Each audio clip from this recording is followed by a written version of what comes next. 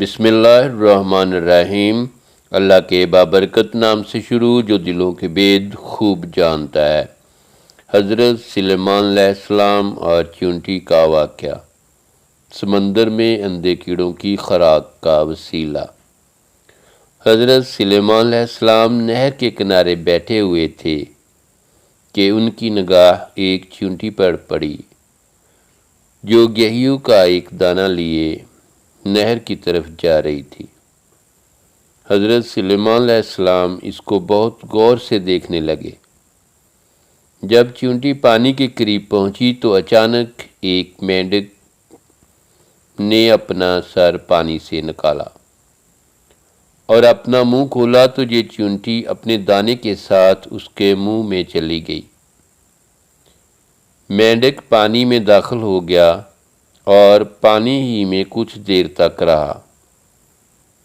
حضرت سلیمان علیہ السلام اس کو بہت غور سے دیکھتے رہے۔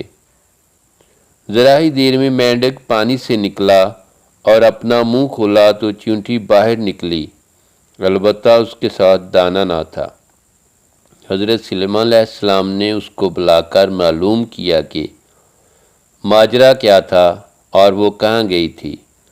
اس نے بتایا کہ اے اللہ کے نبی، آپ جو نہر کی تہہ میں ایک بڑا کھوکھلا پتھر دیکھ رہے ہیں، اس کے اندر بہت سے اندھے کیڑے مکوڑے ہیں۔ اللہ تعالیٰ نے ان کو وہاں پر پیدا کیا ہے اور وہاں پر روزی تلاش کرنے کے لیے نکل نہیں سکتے۔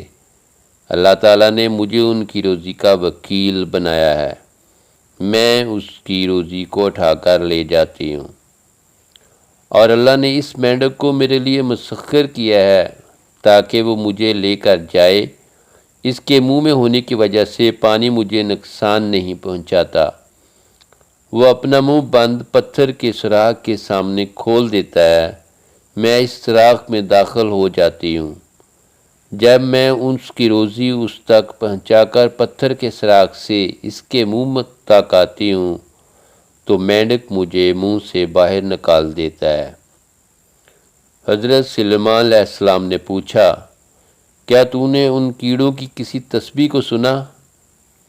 چیونٹی نے بتایا، ہاں، وہ سب کہتے ہیں، اے وہ ذات جو مجھے اس گہرے پانی کے اندر بھی نہیں بھولتا۔